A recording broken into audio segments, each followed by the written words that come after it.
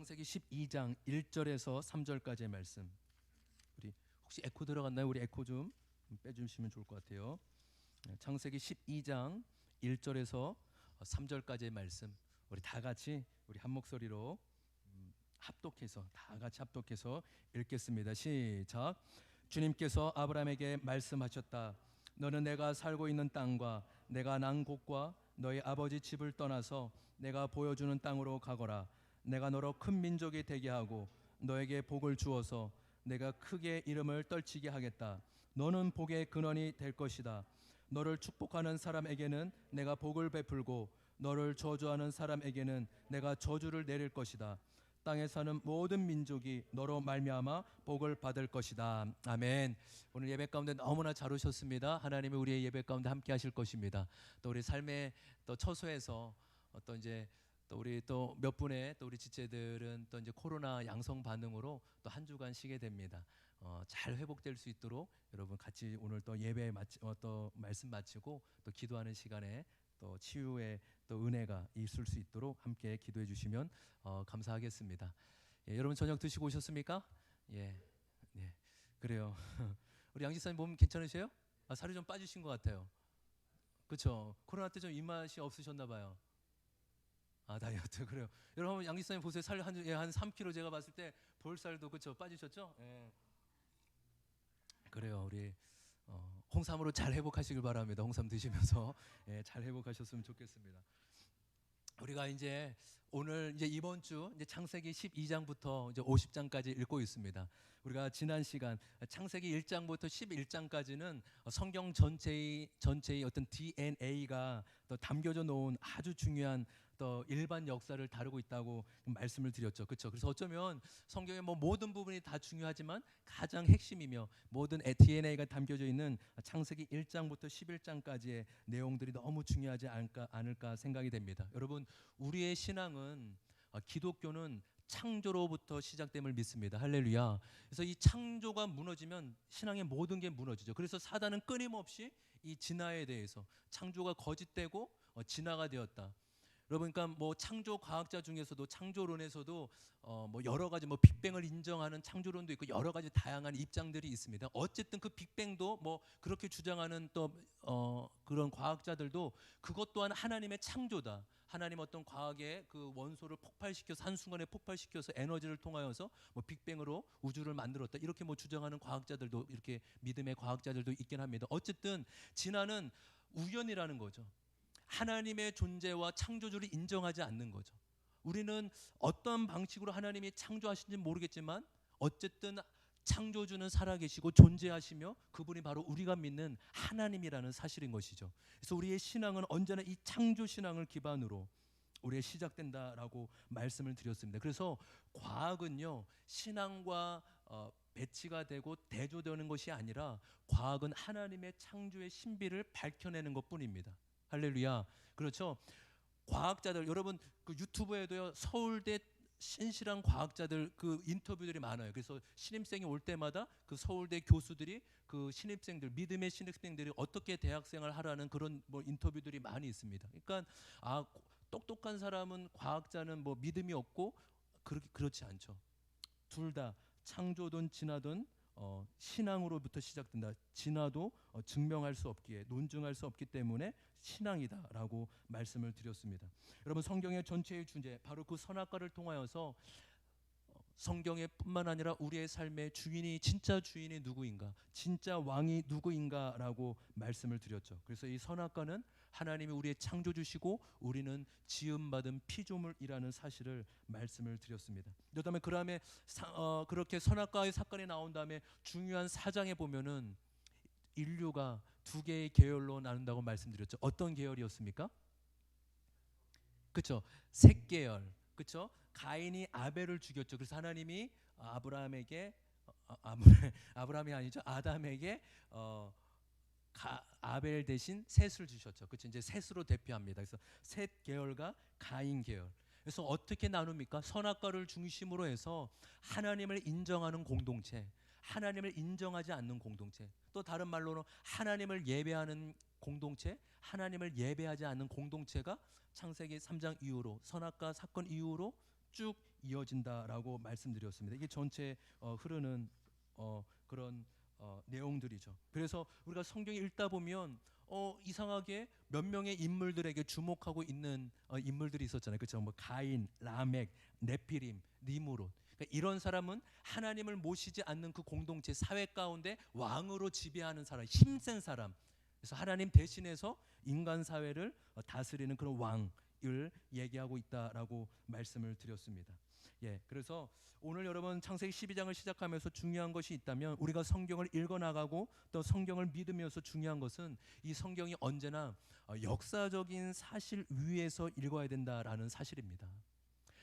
단지 어떤 소설적이고 신화적인 요소로 읽는 것이 아니라 맞아, 이것은 실제 역사 가운데 하나님이 계시를 통하여 만들어진 하나님의 책, 우리의 또 100% 하나님의 책, 100% 인간의 책임을 알아야 되는 것이죠. 좀 전에 말씀드린 이 창세기 1장부터 11장까지는 우리가 참 이해하기 힘든 선악과 사건이나 노아 홍수, 이 바벨탑 사건이 있는데 여러분 이것은 결코 신화가 아니에요. 그러니까 우리가 이것을 뭐 그냥 그런가 보다 뭐 그럴 수도 있지 이 정도가 아니라 맞아, 이것은 역사적인 사실을 기반으로 쓰여진 거구나라고 그렇게 알고 그렇죠, 믿고 읽어야 된다라는 것입니다. 왜냐하면 성경의 어디 부분은 신화이고 어디 부분은 역사적인 사실이다 라고 하면은 성경은 일관성이 없기 때문에 믿을 수 없는 것이죠. 그렇죠. 선악과, 만약에 여러분 예를 들어서 선악과 사건을 신화처럼 여기게 된다면 로마서 5장에 나오는 아담과 예수 그리스도와의 대조는 우리가 믿을 수 없게 되죠. 그 로마서 5장에 그 한 사람, 그 두 사람 인류의 대표자 바로 아담과 예수 그리스도를 대조해서 한 사람의 범죄를 모든 사람의 범죄로 여기고 또 한 사람의 순종, 예수 그리스도의 순종을 모든 믿는 자의 순종으로 여기지 않습니까? 근데 선악과를 신화로 여기면 이 말씀이 허구예요. 거짓이에요. 그렇죠? 그러면 우리가 믿는 이 십자가의 구원의 능력 또한 사실이 아닌 것이죠. 그래서 아까도 계속적으로 말씀드리지만 이것이 선악과 사건, 노아 홍수, 창세기 1장부터 11장까지 일반 역사에 다루는 모든 것들이 역사적인 사실을 기반으로 기록되어 있고 우린 그것을 믿는구나라고 그렇게 여기신다는 사실입니다. 여러분, 그래서 우리가 지금도 성경이 우리 가운데 살아있는 말씀으로 와닿는 이유가 무엇입니까? 바로 이 성경은 사람 가운데, 사람이 사는 역사 가운데 실제 사건을 기록하고 있기 때문입니다. 할렐루야. 소설처럼 지어낸 게 아니라 이것이 역사 가운데 실제 사람들 사건 가운데 기록되어 있기 때문에 지금도 우리에게 읽을 때마다 다른 감동을 주고 그때 상황에 맞는 하나님의 뜻과 계시를 우리에게 알려주신다는 사실이죠. 그래서 우리가 다시 한번 이것을 좀 기대하며 또 실제적으로 믿음으로 또 성경을 읽어 나가기는 은혜가 있기를 주님의 이름으로 축복합니다. 그래서 이제 오늘 창세기 12장부터 50장 이미 읽은 분도 계시고 또 읽고 계신 분도 계신데 여러분 이 12장부터 이 50장 1절부터 3절 다시 한번 12장을 시작하면서 이제 구원사가 시작되는 거죠. 1장부터 11장까지가 일반 역사를 다루고 있다면 이제 12장부터는 구원사, 이스라엘의 역사만을 다루고 있습니다. 우리 그 중에 크게 우리 3절만 한 번 더 읽어보겠습니다. 3절입니다. 시작. 너를 축복하는 사람에게는 내가 복을 베풀고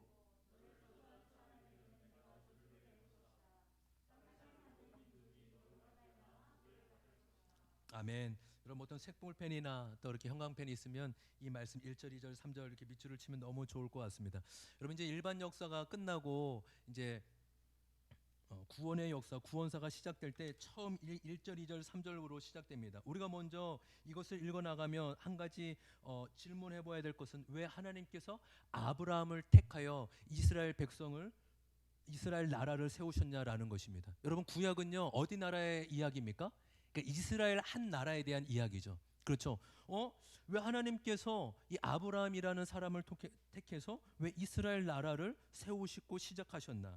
여러분 이것을 위해서는 이 11장에 대한 분명한 이해를 하셔야 됩니다. 여러분 이 11장에 나오는 이 바벨이라는 곳이 상징하는 곳은 어디입니까?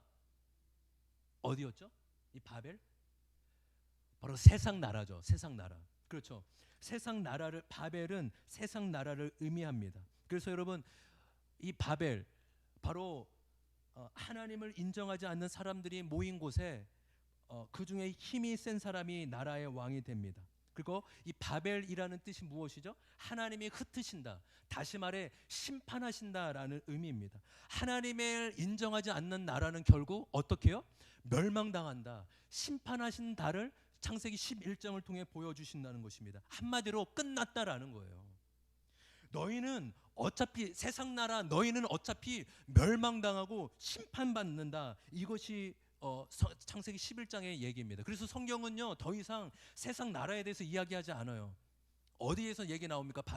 바벨론이 요한계시록에서 나오죠. 어때요? 예, 마지막 주님 임하실 때 이 바벨론, 음녀가 다스리는 이 바벨론이 망하게 된다, 멸망당한다, 심판하신다. 다시 한번 요한계시록에 분명하게 계시해 놓고 계시죠.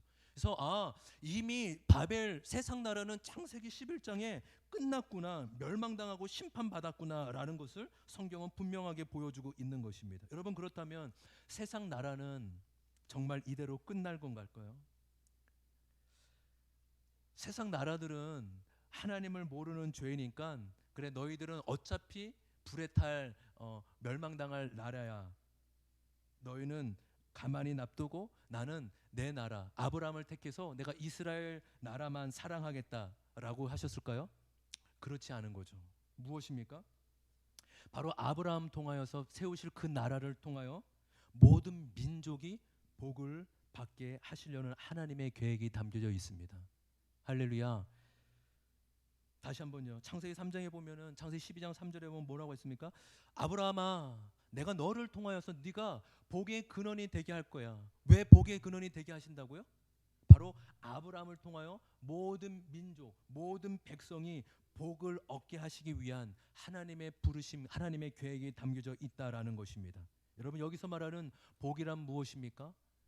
단지 잘되고 성공하고 출세하는 복이 아닙니다. 성경에서 말하는 복이란 하나님의 백성이 되는 것을 말합니다. 할렐루야. 성경에서 말하는 복이란 하나님의 자녀가 되는 복이에요. 여러분, 이것은 창세기에 나오는 복만이 아니라 예수님이 가르쳐 주신 이 팔복도 동일하죠. 하나님의 자녀가 되는 복, 심령이 가난하고 온유한 자, 인내하는 자, 청결한 자, 하나님의 자녀로 살아가는 자의 복을 이야기하고 있는 것입니다.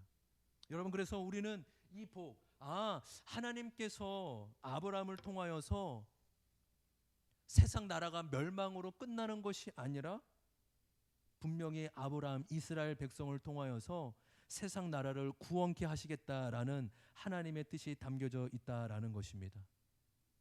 여러분, 그래서 이 아브라함의 이 창세기 12장을 시작하면서 아브라함의 이야기를 개인의 복으로 여기지 않길 소망합니다. 할렐루야. 제가 오늘 찬양하면서 우리 열방의 하나님, 크신 하나님 찬양하지 않았습니까? 여러분, 때로는 이런 찬양하면 내 삶도 내가 책임 못 지는데 나도 맨날 넘어지는데 내가 무슨 열방을 품고 막 열방의 하나님을 찬양할까, 막 이렇게 조금 때로는 작아지고 위축되는 우리의 모습이 있지 않습니까? 여러분, 그렇지만 예수를 믿고 예수의 구원을 얻는 자는 그때로부터 개인에서 멈추는 것이 아니라 하나님이 열방을 품을 수 있는 사람으로 만들어 주셨음을 믿습니다. 할렐루야. 그러니까 예수 믿는 건 대단한 것이죠. 나에게만 갇혀있던 존재, 나만 갇혀있던 사람이 어떻게 해요? 열방을 바라볼 수 있는 하나님의 관점, 하나님의 마음을 품을 수 있게 된다라는 것입니다. 그게 복이죠, 복. 그래서 우리는 때로는 넘어지고 무너지더라도 그럼에도 불구하고 이 하나님의 부르심과 이 사명을 붙잡고 일어나야 될 줄 믿습니다. 그래서 여러분, 아까 말씀드린 이 창세기 12장 1절부터 3장은요 성경 전체를 바라보는 전망대와 같아요. 여러분, 전망대 가보셨죠? 저는 여기서 전망대 식장산밖에 모르겠어요. 여러분, 식장산 가보셨죠? 식장산 보면은 대전 시내 많이 보이잖아요. 그렇죠? 신탄지 저쪽 날씨가 밝을 경우에는. 왜요? 그 높은 곳에 보면은 지역이 이렇게 되어 있구나, 저기에 저런 건물이 맞다 서 있었지라고 볼 수 있는 것처럼 성경 전체를 볼 때 맞아, 창세기 11장과 창세기 12장 사이에 이 봉우리 전망대를 세우셔서 멸망받는 나라, 그러나 그것이 끝이 아니라 아브라함 이스라엘을 택하셔서 세상 나라를 구원하는 하나님의 역사를 우리가 그런 관점으로 성경을 볼 수 있다라는 것입니다. 그래서 여러분 그 아브라함의 택하는 그 나라, 여러분 한번 넘어볼까요? 하나님 나라의 특징이 있다라는 것입니다. 바로 하나님이 창세기 12장에 나의 나라 이스라엘, 그러니까 이스라엘이지만 영적으로는 무엇입니까? 하나님 나라죠. 그러니까 하나님의 나라의 특징이 있어요. 첫 번째 무엇입니까? 다 같이 한번 읽어볼까요? 분명한 시작. 분명한 방향성이 존재한다. 무슨 방향성일까요? 여러분 구원받은 자는 구원으로 끝나는 것이 아니라 반드시 하나님이 만드신 세상으로 방향이 나가야 된다라는 것입니다. 할렐루야. 여러분 원심력과 구심력 아시죠? 그 구심력이 이렇게 모아지는 건가요? 그렇죠. 모아지는 거. 원심력이 이렇게 나가는 거죠. 그렇죠. 예. 맞죠? 그렇죠. 구심력이 모아지는 거, 원심력이 나가는 거. 그러니까 신앙생활을 그렇게 이해하면 돼요. 아, 두 개의 힘. 우리가 예수님의 이름으로 모였다가 거기서 구심력으로 끝나는 것이 아니라 원심력. 결국 그 구심력은 반드시 세상 나라로 나가야 된다라는 것이죠. 분명한 방향성이 존재한다라는 것입니다. 어디를 향해요? 세상 나라를 향해서요. 그리고 그 하나님 나라의 목적, 이스라엘을 세우신 목적이 분명히 있죠. 무엇입니까? 바로 구원. 하나님께 돌아와서 하나님의 자녀, 하나님의 백성 되리라는 구원의 복음의 전파의 사명을 하나님의 택한 백성에게 허락하셔 주셨다는 사실입니다. 여러분, 우리 중에는 우리 기쁨의 제자들 교회가 또 우리 제자들 교회로부터 세움을 받았고 또 주님의 이름으로 보냄을 받지 않았습니까? 저는 이제 20살 때부터 우리 제자들 교회, 그래서 제가 있을 때 한 50명, 한 40명, 50명에서 한 20년 동안 하나님께서 2,000명 가까이 영혼들을 또 보내주시고 그렇게 부흥을 경험하게 하셨죠. 근데 제자들 교회 여러분 앞에 보면은 그 금색으로 그렇게 쓰여 있는 무서운 말씀이 있습니다. 무슨 말씀이죠? 강건하여 내 집을 채우라. 저는 어디 교회를 가도 그런 말씀, 강건하여, 강건하여 이런 말씀 보면 굉장히 부담이 되기도 합니다. 예전에 제가 이제 뭐 전도사로 있고 그럴 때 우리 교회가 참 은혜롭고 그러면서도 때로는 부담된 적이 있어요. 이게 전도에 대한 그것이 중요한지 알면서도 늘 사역자로서 또 성도로서 이 부담감이 전도해야 되는데. 근데 제가 그 필리핀에서 30 초반의 나이지만 필리핀에서 사역을 하면서 제가 하나님의 마음, 그 한 영혼이 돌아왔을 때 그 하나님의 마음, 이 담임자로서 얼마나 크게 기쁘고 감사한지를 그때 비로소 알았어요. 그래서 그 강건하여 채우라는 이 말씀이나 이런 것들이, 전도에 대한 말씀들이 교회의 성장이 아니라 목회의 본질이구나. 정말로 그것이 그 어떤 사명보다, 어떤 사역보다 가장 보배롭고 가장 존귀한 것임을 알게 되었습니다. 맞아. 한 영혼에게 복음이 전파돼서 예수님이 전파되어서 또 섬김과 사랑을 통하여서 그들이 하나님을 알게 되고 하나님께 돌아온다면, 그것을 통해 교회가 성장하고 부흥이 된다면 그것만큼 하나님의 기쁨과 하나님께 영광 돌리는 것이 없겠구나라는 것을 느끼게 되었습니다. 여러분, 저와 여러분의 삶이 이미 하나님이 아브라함을 택한 이유는 지금 저와 여러분을 부른 택한 이유와 동일함을 믿습니다. 할렐루야. 그냥 2000년 전 아브라함의 얘기가 아니라 지금도 우리에게 주는 동일한 메시지라는 것이죠. 그래서 여러분 잠깐 좁혀볼까요? 조금은 어렵지만 여러분 그냥 이렇구나 라고 이해하시면 됩니다. 그래서 창세기 11장과 12장을 중심으로 해서 이렇게 두 개의 나라가 나눠지게 되죠. 이 바벨론, 세상 나라의 모델이라는 거, 대표성이라는 거죠. 대표성. 그렇죠? 그래서 여러분 나라의 3요소 아시죠? 그렇죠? 우리가 초등학교 5학년, 6학년 때 정도 배웠던 것 같은데 나라의 3요소가 무엇입니까? 주권, 영토, 국민이죠. 주권, 영토, 국민. 그 세상 나라하고도 동일합니다. 그래서 주권, 누가 다스리고 있습니까? 니무롯이라는 힘이 센 사람. 그리고 영토는 신할 땅, 그들이 모여 살기 좋은 땅, 신할 땅을 하는 곳에. 그래서 국민이 누구십니까? 우리 힘대로 모여보자, 우리끼리 한번 모여보자, 우리가 한번 잘 먹고 잘 살아보자 라고 그렇게 모였습니다. 근데 하나님 나라의 모델, 그러니까 이스라엘은 어떻습니까? 주권, 누가 다스리는 곳이죠? 하나님이 다스리는 곳입니다. 할렐루야. 그렇죠? 하나님이 다스리는 곳. 하나님의 놀라운 역사가 미치는 곳이 바로 주권입니다. 또 영토는 무엇입니까? 바로 지시할 땅. 네가 택하는 땅이 아니라 내가 보낼 땅, 내가 지시할 땅으로 가라라는 것이죠. 그리고 국민은 누구십니까? 바로 하나님의 백성을 말씀을 믿습니다. 할렐루야. 하나님께서 택한 백성, 큰 민족이라는 것이죠. 예. 넘겨볼게요. 네, 요거는 그냥 넘어가도록 하겠습니다. 예, 넘어가도록 하겠습니다. 창세기. 예. 여러분, 창세기의 주제가 있습니다. 바로 우리 같이 한번 읽어보겠습니다. 시작. 누가 하나님 나라의 백성인가? 여러분, 창세기를 읽을 때 중요한 주제가 있다면 바로 이것이에요.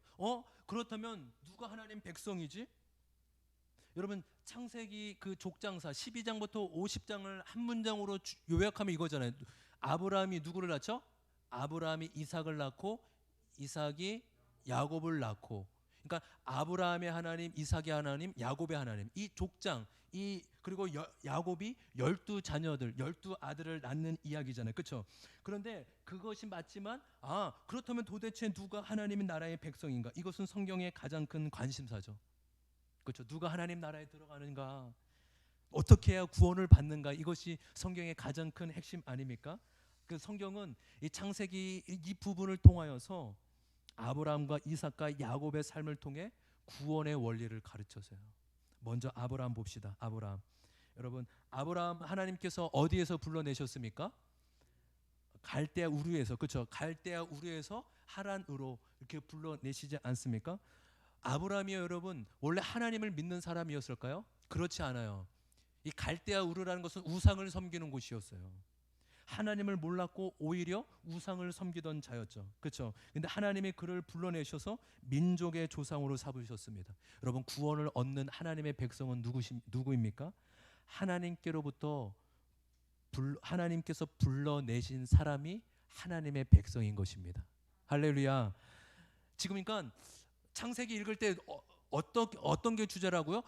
하나님의 백성은 누구인가? 하나님 나라는 누가 들어가는가? 구원은 누가 얻는 거잖아요. 그렇죠? 첫 번째가 누구라고요? 하나님께서 불러내는 사람, 하나님께서 부름을 받은 사람입니다. 또 하나가 있죠. 창세기 15장 5절 6절 말씀 보도록 하겠습니다. 창세기 15장 5절 6절 말씀. 예. 우리 영상 잘 나오고 있나요? 잘 나오고 있죠? 네, 우리 집에서도 열심히 또 이렇게 하나님 말씀을 새기면서 창세기 5장 5절 6절 다 같이 한번 읽겠습니다. 시작. 주님께서 아브라함을 데리고 바깥으로 나가서 말씀하셨다. 하늘을 쳐다보아라. 내가 셀 수 있거든. 저 별들을.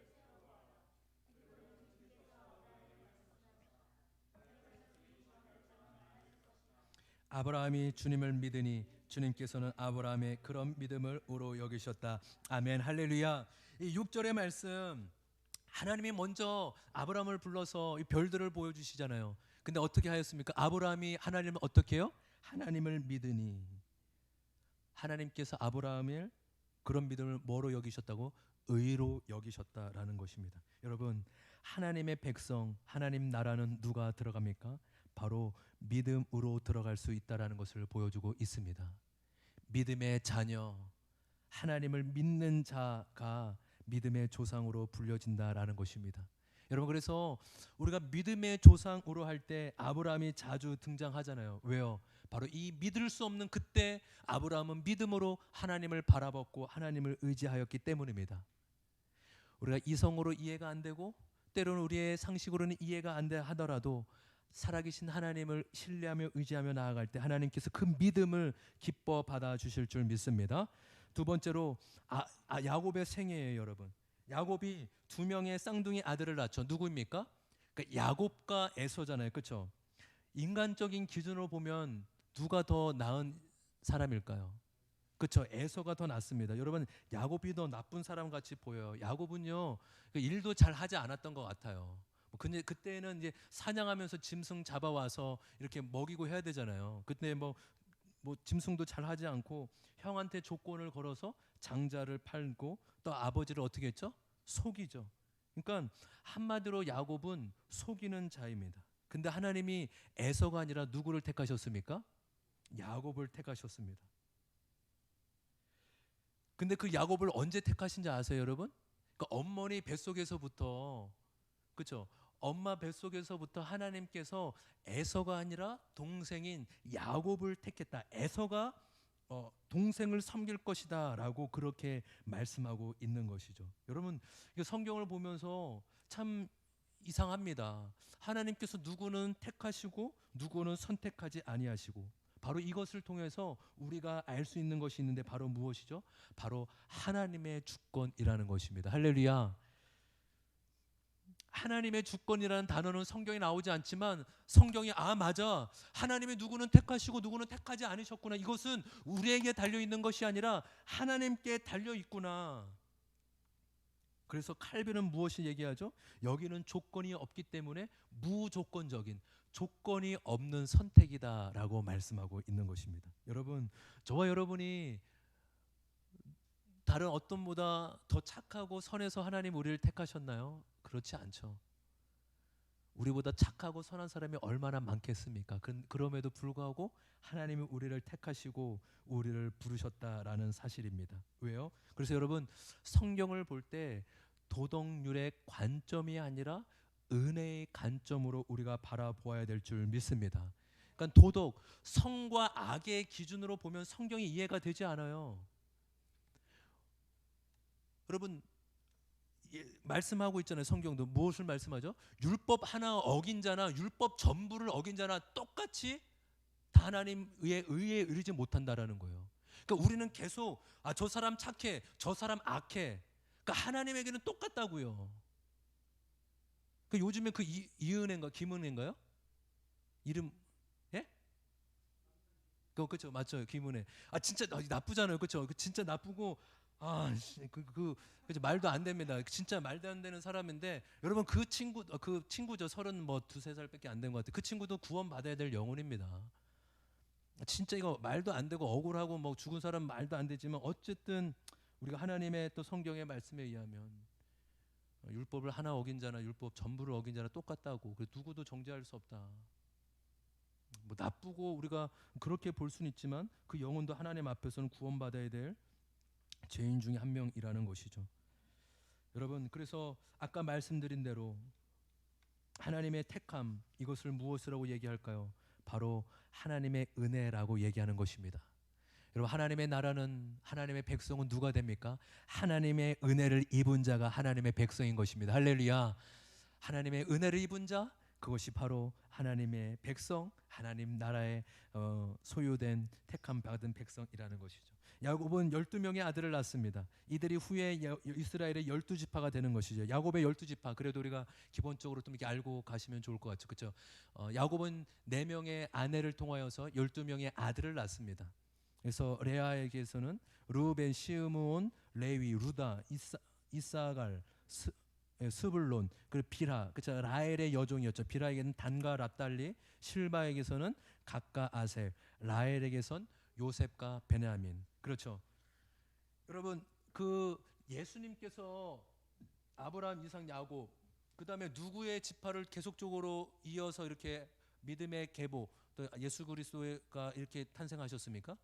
그렇죠, 유다죠. 그러니까 우리가 유대 이야기는 조금밖에 안 나오고 오히려 유다는 범죄한, 그렇죠, 그 며느리하고 범죄한 이야기만 나오고 오히려 요셉의 이야기가 엄청 많이 나오잖아요. 그렇죠. 참 신기합니다. 왜 12아들 중에 이 유독 요셉의 이야기에 초점이 맞춰져 있을까요? 그것은 아까 말씀드렸던 이 창세기 12장의 아브라함 한 명에서 시작된 하나님 나라의 백성이 어떻게 큰 민족을 이루게 되었는지를 얘기하고 있는 거예요. 여러분, 요셉은요 신앙적으로 너무 귀한 사람입니다. 그렇죠? 그 어떤 상황에서도 좌절하지 않고 인내하며 하나님을 본 사람입니다.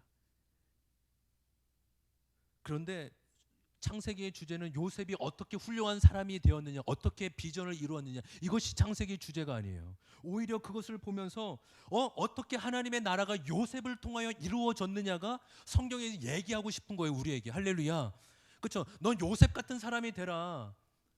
우리 뭐 이렇게 한 친구가 죄송해요, 우리 딸이에요. 우리 딸이 이렇게 얘기해요. 아빠, 제가 주일학교 때 또 청소년부 때 성경의 인물처럼 이 모범의 사람처럼 멋있는 사람, 빛나는 사람 설교 듣다가 이미 아직 성경이 이런 거였어. 이미와 아직. 할렐루야. 아시죠? 이미와 아직. 그렇죠? 하나님 나라 이미 오셨다, 아직 안 오셨다. 그거 알잖아요. 할렐루야. 아시죠? 예. 성경이 이런 얘기인데 맞아요. 여러분, 제가 저도 성경 인물 좋아합니다. 성경 인물을 본받을 점이 많죠. 근데 성경은 우리가 그런 인물처럼 되라가 아니에요. 하나님의 열심과 하나님의 그 사랑을 가지고 어떻게 믿음의 사람으로 만들었냐가 주제이지, 어떻게 그 사람이 하나님께 쓰임 받았냐, 이게 주제가 아니라고요. 똑같습니다. 요셉 이렇게 했습니다. 우리도 요셉처럼 본받습니다. 이게 창세기가 얘기해 주는 것이 아니라 하나님이 요셉의 삶을 통하여 어떻게 하나님 나라를 이끄시고 만들어 가셨냐가 주제라는 것이에요. 할렐루야. 제가 오늘 이렇게 열변을 토하는 이유가 있어요. 오늘 평소보다 그 코로나나 여러 가지 사정으로 많이 못 오셨잖아요. 그러니까 더 막 온 분이 너무 귀하기 때문에 어떻게든 졸리시지더라도 은혜 받으려야 된다고. 이제 얼마 안 남았어요. 오늘 이제 짧게 준비했으면 지난주에 길었다고. 예. 그래서 오늘은 이제 다 끝났습니다. 그래서 온 분이 얼마나 귀해요. 물론 이제 영상으로 오고 싶어도 못 오시는 분이 계시겠지만, 오늘 굉장히 제가 흥분하면서 열렬히 말씀 전했습니다. 다시 한번요. 그 요셉의 삶이 유다의 삶이 아니라 왜 요셉의 삶을 그토록 집중하고 이야기를 많이 하고 있냐라는 그 이유는, 하나님께서 아브라함을 통하여서 내가 너를 통해 모든 민족을 복을 받게 하겠다. 바로 나의 나라 이스라엘을 택해 열방의 하나님 나라를 세우겠다라는 거잖아요. 지금 요셉이라는 사람을 통해 어떻게 한 민족을 이루었는지 그것을 얘기하고 싶다라는 것입니다. 여러분, 그 다음 이야기가 애굽에서 시작되는데요. 그 핵심에는 요셉이 있습니다. 우리가 지금은 모르겠지만 예전에만 해도라도 미국 정착 초창기에 가족 한 사람이 먼저 미국으로 들어가잖아요. 그렇죠? 그분이 정착하면 그 후에 한 분씩 초청해서 결국 마침내 가족들이 다 모이게 된 경우도 있습니다. 요셉도 동일하죠. 이 요셉 한 사람을 통하여서 70명의 믿음의 후손들이 애굽에 내려가게 되죠. 우리 창세기 46장 27절 한번 찾아보겠습니다. 창세기 46장 27절.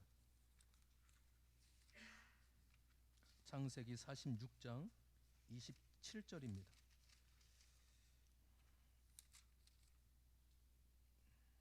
네. 27절, 28절, 29절입니다. 다 같이 27, 28, 29절 같이 읽습니다. 시작. 이집트에서 요셉이 낳은 아들 둘까지 합하면 야곱의 집안 식구는 모두 70명이다. 이스라엘이 유다를 자기보다 앞세워서 요셉에게로 보내어 야곱 일행이 고센으로 간다는 것을 알리게 하셨다. 일행이 고센 땅에 이르렀을 때 요셉이 자기 아버지 이스라엘을 맞으려고 병거를 갖추어서 고센으로 갔다. 요셉이 아버지 이스라엘을 보고서 목을 껴안고 한참 울다가는 다시 꼭 껴안았다. 아멘. 바로 하나님께서 야곱의 아들 요셉을 이집트에 먼저 보내시고 요셉을 통하여 야곱과 70명의 모든 믿음의 후손들을 애굽으로, 이집트로 옮겨오게 된 놀라운 일이 일어나죠. 여러분, 근데 70명을 한 나라로 볼 수 있을까요? 그렇지 않죠. 그래서 하나님의 섭리 가운데 400년이라는 시간이 지나게 되고 애굽이라는 곳에, 이집트라는 곳에 400년이 지나서 남자 성인만 60만 정도, 그렇죠. 사람 합치면, 가족들 합치면 200만, 300만 정도의 이스라엘 백성들이 이제 공동체 단위, 나라라는 공동체 단위를 형성하게 된 것입니다. 바로 하나님께서 아브라함, 이삭, 야곱을 통하여서 하나님의 백성이 누가 되는지를 말씀하고 있고, 결국 하나님 요셉을 통하여서 하나님께서 자신의 백성들을 이 70명에서 200만, 300만의 이스라엘 나라를 세우셨음을 볼 수 있는 것입니다. 저와 여러분이 오늘 우리를 부르신 그 목적, 창세기 1장 1절부터 3절 다시 한번 보고 우리 말씀 마치고 같이 찬양하고 기도하도록 하겠습니다. 이것은 아브라함에게만이 아니라 저와 여러분에게도 지금 우리를 부르신 이유, 부르신 사명을 말씀하고 있는 것입니다. 우리 그 1절에 주님께서 아브라함에게 말씀하셨다 대신에 누구에게? 주님께서 자연에게, 주님께서 강률에게 이렇게 자신의 이름을 넣어서 우리가 하나님이 지금 나에게 말씀하시는 것도 여기면서 같이 한번 1절부터 3절 믿음으로 같이 읽겠습니다. 시작. 주님께서 자연에게 말씀하셨다. 너는 내가 살고 있는 땅과 내가 난 곳과 너희 아버지의 집을 떠나서 내가 보여주는 땅으로 가거라. 내가 너로 큰 민족이 되게 하고 너에게 복을 주어서 내가 크게 이름을 떨치게 하겠다. 너는 복의 근원이 될 것이다. 너를 축복하는 사람에게는 내가 복을 베풀고 너를 저주하는 사람에게는 내가 저주를 내릴 것이다. 땅의 모든 민족이 너로 말미암아 복을 받을 것이다. 아멘. 할렐루야. 하나님께서 우리를 통하여 너를 통하여 모든 민족이 복을 받게 될 것이다. 하나님의 자녀가 되고 백성이 되는 복을 베풀 것이라고 약속해 주셨습니다. 우리의 인생이 그렇게 하나님 앞에 쓰임 받고 하나님 나라를 함께 이루는 그런 믿음의 백성 되기를 주님의 이름으로 축복합니다. 우리 시간